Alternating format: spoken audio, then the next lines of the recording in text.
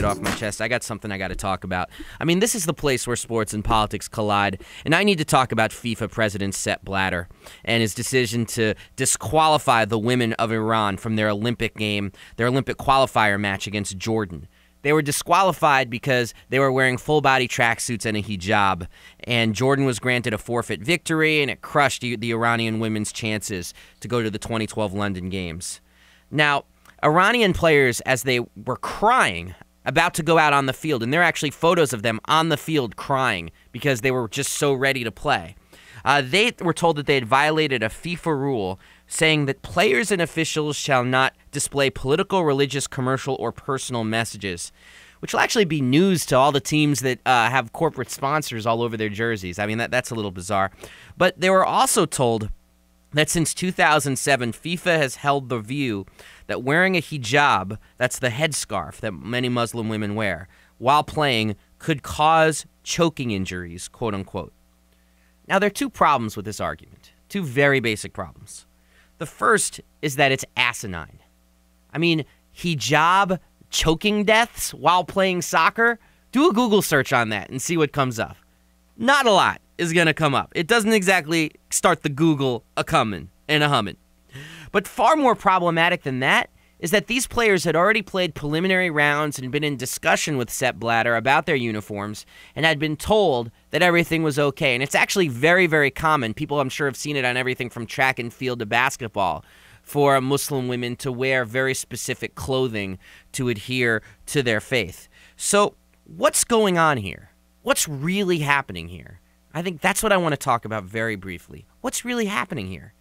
First of all, we got to dismiss any notion that FIFA cares about the welfare of women, because that's been one of the things that FIFA officials have said off the record. We're taking a stand for women and whatnot.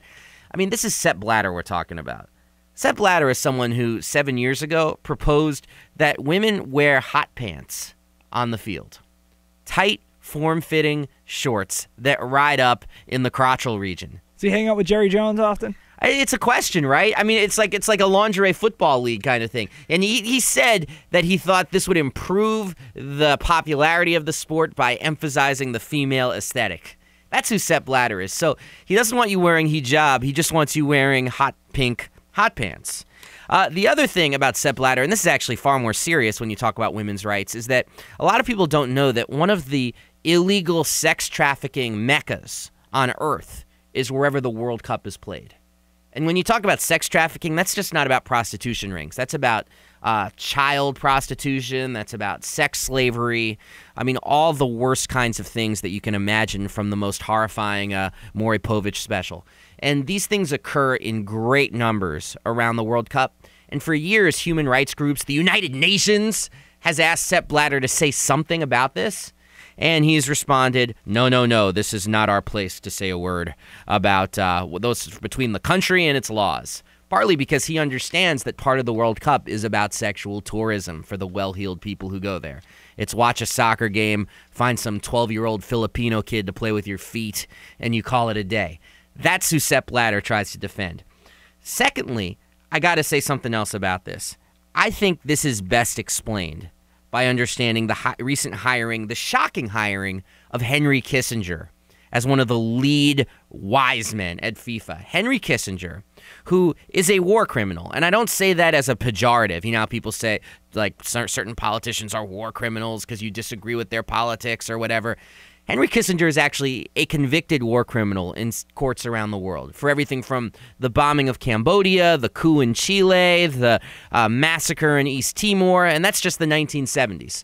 And Henry Kissinger, there are huge swaths of the planet that Henry Kissinger can't travel to because if he gets off his plane, and by the way, for those who don't know, Henry Kissinger, Secretary of State under Richard Nixon and Gerald Ford, if he gets off the plane, there'll be someone there to greet him with handcuffs. Henry Kissinger is now the head of the Committee of Wise Men for FIFA.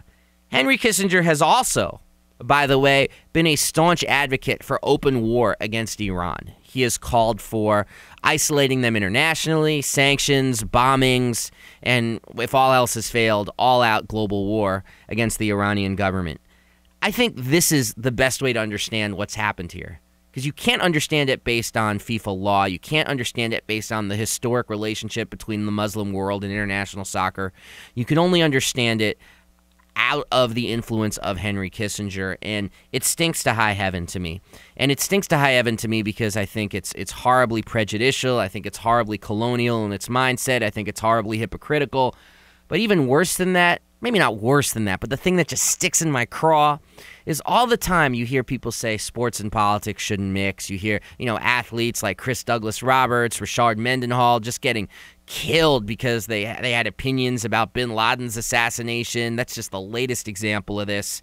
And yet when Sepp Blatter and Henry Kissinger are clearly using FIFA and the upcoming Olympics for their own political ends, nobody says a word. I'm not seeing critiques of them anywhere on this except in the outermost recesses of the blogosphere. So frankly, it makes me sick. I think there's something that should unite everybody across the political spectrum, whether you see yourself as left-wing, right-wing, Muslim, atheist, Christian, Jewish, whatever you think about your own personal politics, there should be 3 words that bind us all when it comes to sports. Let them play.